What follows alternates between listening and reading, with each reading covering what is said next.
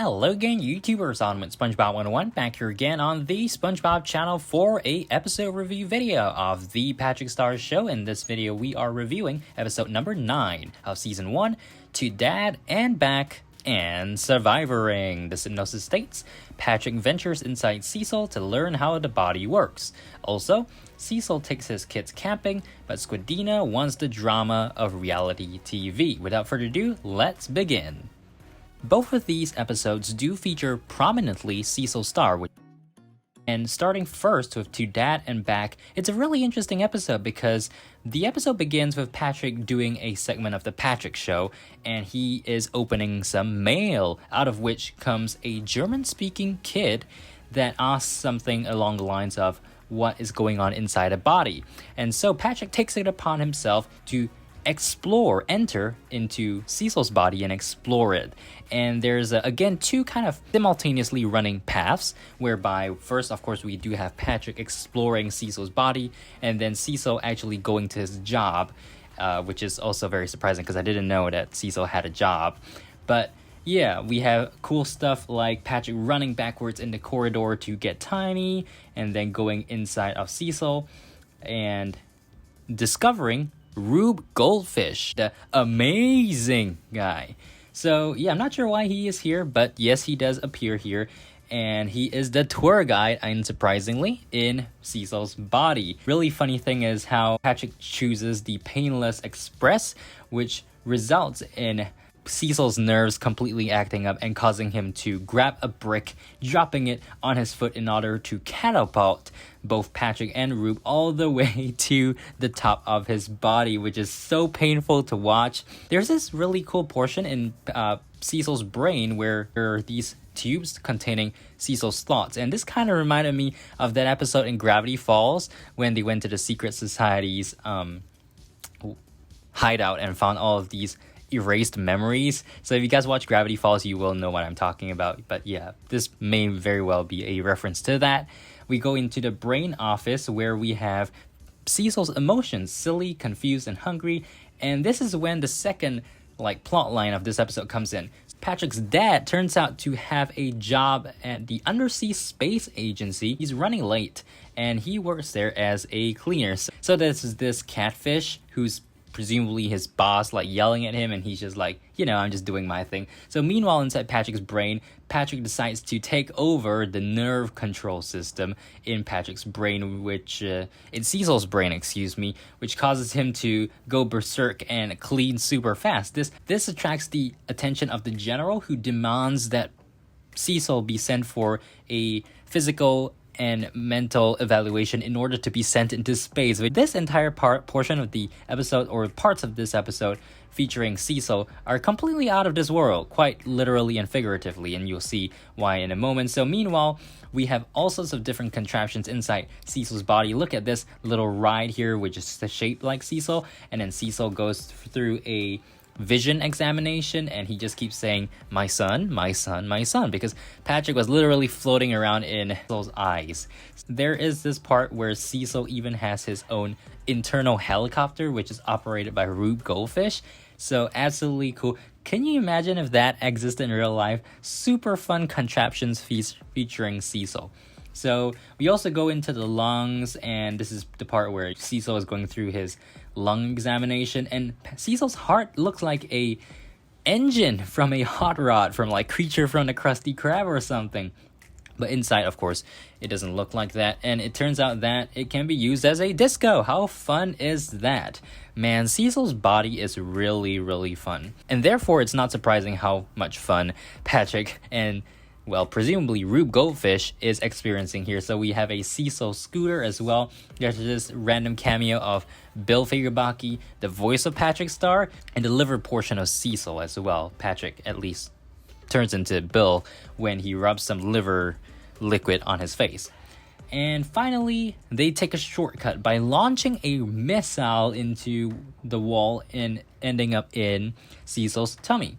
So this is when Cecil is going through some kind of motion exam, and he needs to puke. So he's instructed to go to the washroom, so, he really needs to throw up.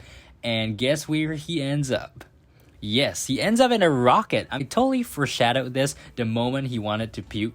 I was like, okay, by the end of this episode, Cecil must be going into the rocket. And this is where this actually happens. He ends up going into the washroom inside the rocket.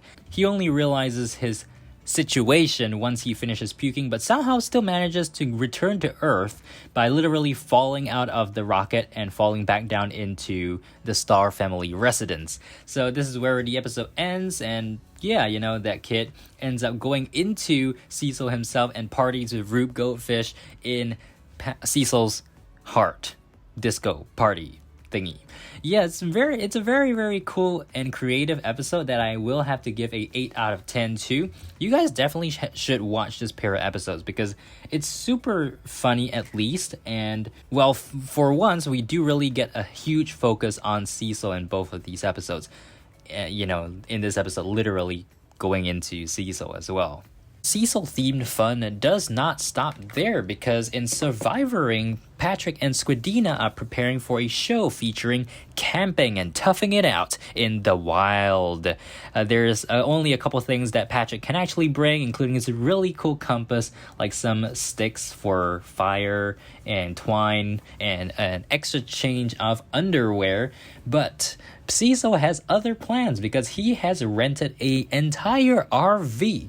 So it seems like Squidina and Patrick weren't going to be toughing it out after all. A lot of stuff that they managed to fit into this RV. Patrick even gets a massage, and they then watch a movie of this crazy monster eating all the campers, which totally freaks Patrick and Squidina out, and they promptly ask Dad if there's going to be any monsters like that. So far, so good. I really found this part to be very, very epic.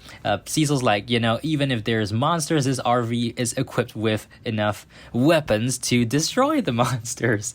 So we've got like satellite systems and radar and missiles of all things on top of the RV. So this is a very decked out RV, I gotta say.